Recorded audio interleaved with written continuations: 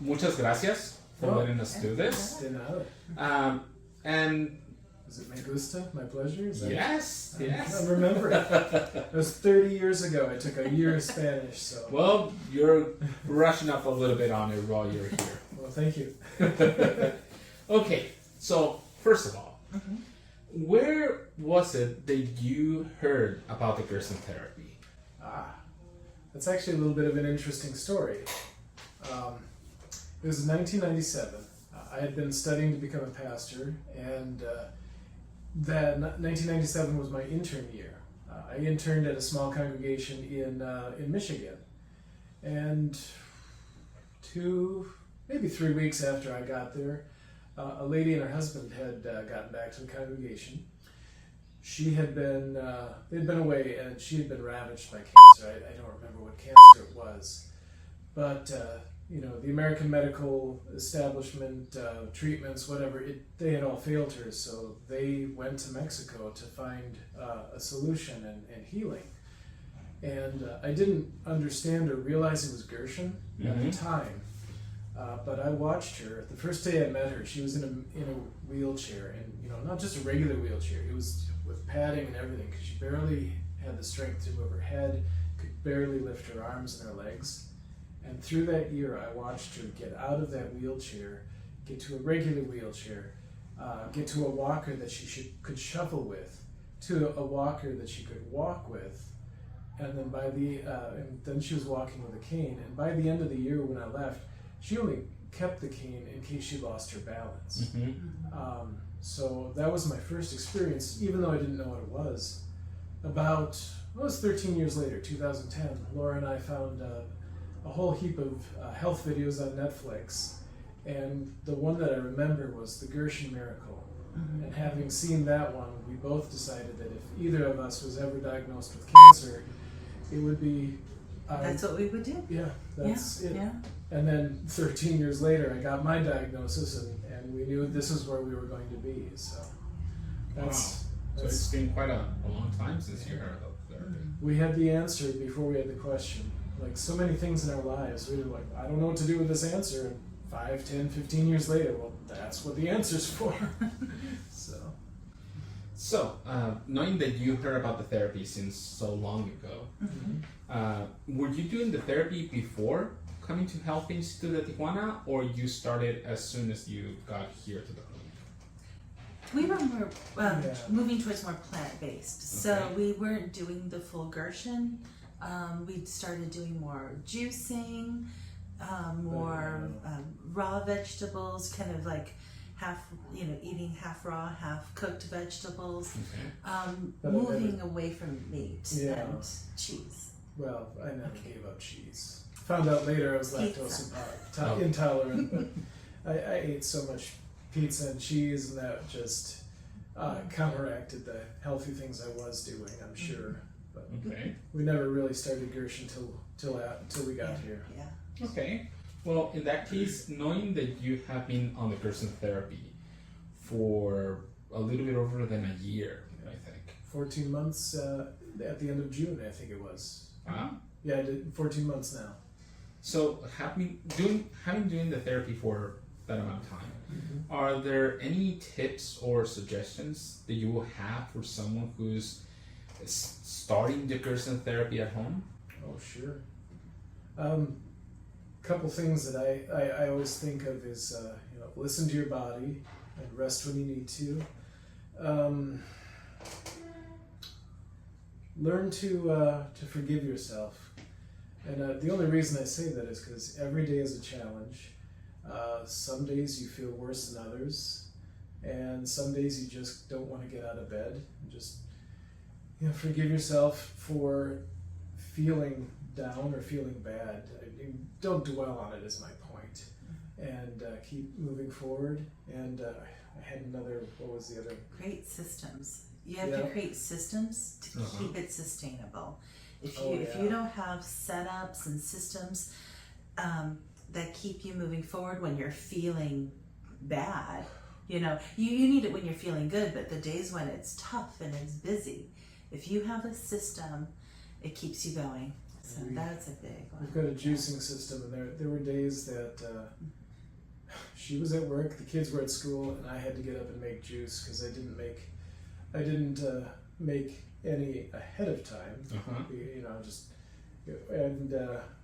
I didn't feel like I could do anything that day. But because we had the system, because it was there, I stumbled through it. I made it, and I felt better because I got the juice. So, and that was the other thing. It just rest assured, you will find your rhythm, and you'll find your healing. It took 2 to 3 months to find our rhythm. It took about 6 months to get into the rhythm. Okay. And now I'm strong enough. I'll get up early, get the animal out of the way, go into the kitchen, start my oatmeal, start my juices. While I'm cooking oatmeal and doing the juice, I get everything done. Usually the oatmeal doesn't boil over because I've got a very keen sense. I've got my back to the stove while I'm doing the juice. I've got a very keen sense, like, oh, it's been 4.5 minutes. Turn around and oatmeal's about to boil over. So I found the rhythm. I think our family's found the rhythm too. Yeah. Okay. Well, knowing that, and I know that you're moving. How are you preparing your home right now? Because I think it's a little bit different having done the therapy here at the clinic, going back home, having to modify certain things to be able to do the therapy. Now that you're moving and starting at a new home, how are you preparing your home for this? That's your question. Okay. Well, it's part of it's the systems, and then creating stations. We purchased everything beforehand. Before coming here the first time. So we have a distilling station. We've got the juicing station. We've got this is the designated soup pot and mixer. We have everything set out, and so just having things organized in a place where it's all visual too. Okay. So you can see when things run low and you need to restock. So that's also one of my tips too, is have a container for your coffee, label it coffee, and put the recipe on there. How many, and keep the scoop in there. So you remember. So the days when you forget, you're just like, oh yeah, it's on there, and you just make it. So just have everything, and then in the refrigerator I had a soup drawer. So I can call and say, are we out of leeks? And then the kids can look and see if there's leeks.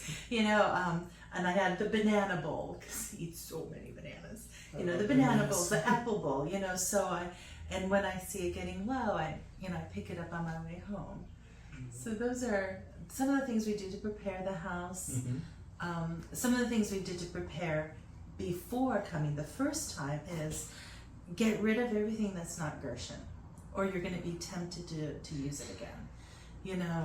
And after a year, it's going to go bad anyway. So, gift it. Bless somebody else with your ingredients, and you can always buy fresh later if that fits your lifestyle. Okay. So. Well, you mentioned your kids. Mm-hmm. How has doing the Gerson Therapy impacted your family? Oh, it's been a blessing. It's been difficult. We've all wound up crying from at one point or another. I mean, that's what's happened. But the kids have been such a blessing. When we started back in April of 2022, we got back home, and I had my son making oatmeal and gruel for me every day, and my daughter made coffee and tea every couple days. At that time, Laura was doing all the cooking because I just had no energy to do it, and I would help where I could. I think I was the one doing the distilling, mostly doing the distilling of the water, but sometimes my daughter would. In fact, in August of August 2022, when my son went to school. He was actually very worried about going to school. It's like, what's going to happen to you, Dad, if I'm not there to make the oatmeal? The oatmeal, the coffee, the juice. Yeah. They did help with juicing.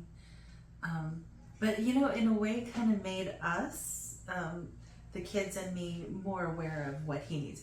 You know, you give so much, you sacrifice so much for us. It was our turn to take care of you, and that was a good change for us. And then seeing you be so dedicated. I mean, he is all in. All in. Like if we're eating pizza in front of him, he's like, that's not even food to me. You know, he's all in, and then it makes us realize, okay, it shouldn't be food for us. And you know, even our son who's off at college, you know, so he's making better choices in the cafeteria. You know, our daughter's making better choices. You know, she's moving more towards whole food, plant-based too. And now that we've moved here, we're like in the new house, we're all Gerson. You know, we're all eating only organic. It's not going to be some for us and some for him. It's going to be unified.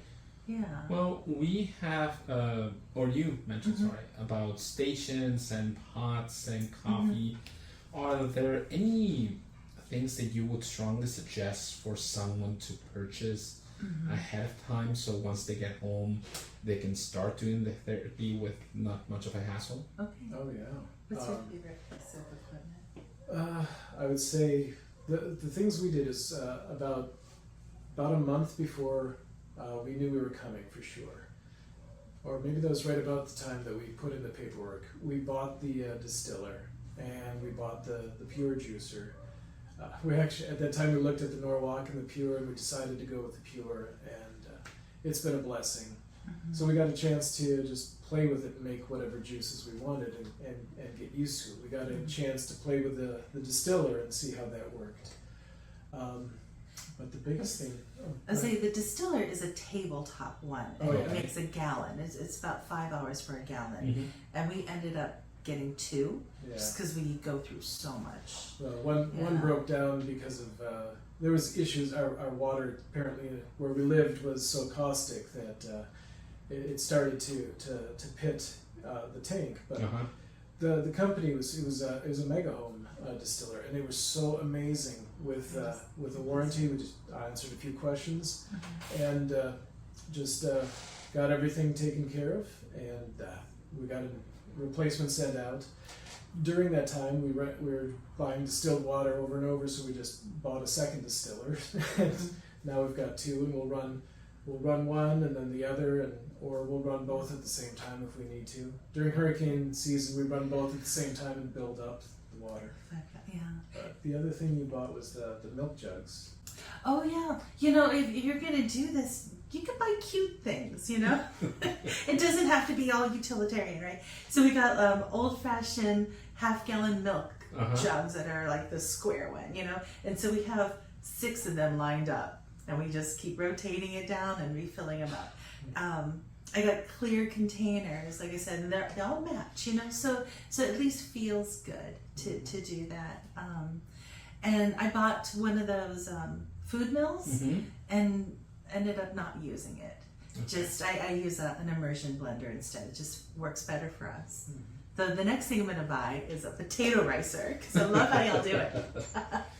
It's very convenient. Oh, yeah. Haitians love how they do that. Oh yes. So I'm like, I'm gonna make some at home.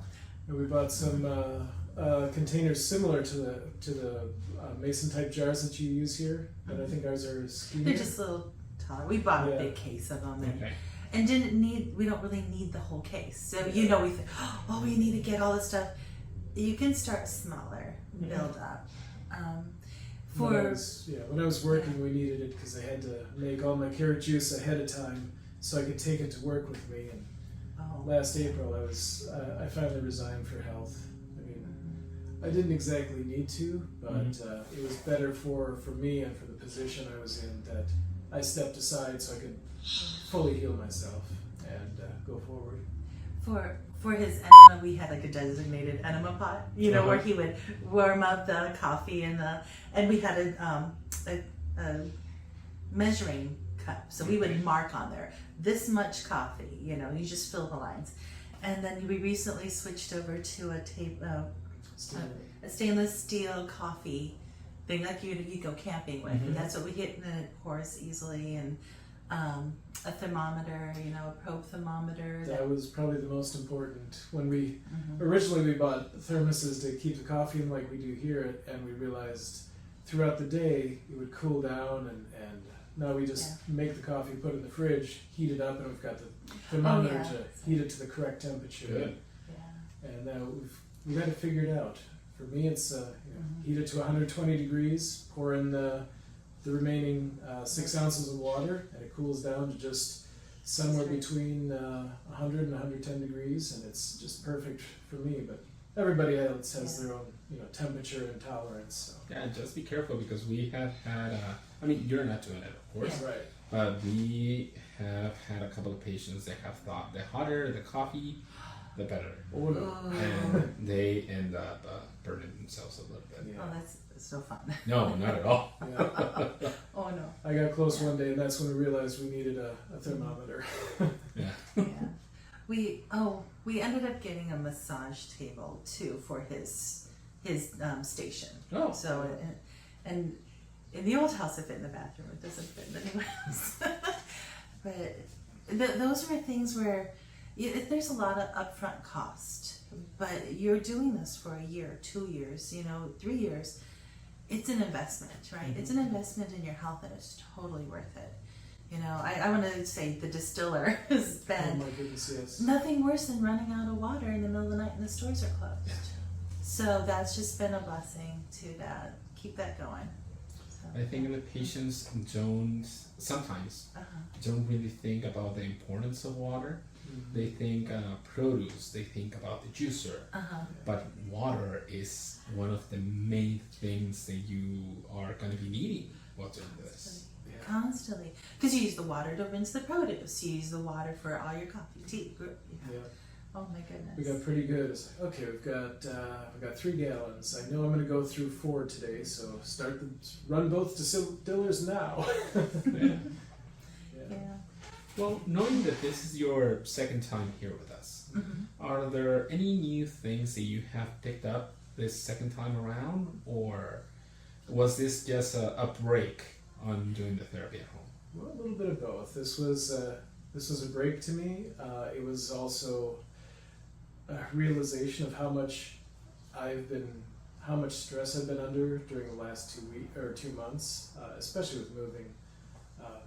But in May, I actually went up to pick up my son from college, and during that trip, the day I landed in Minnesota, my dad had a heart attack, wound up in the hospital, and I spent the next 3 weeks with him.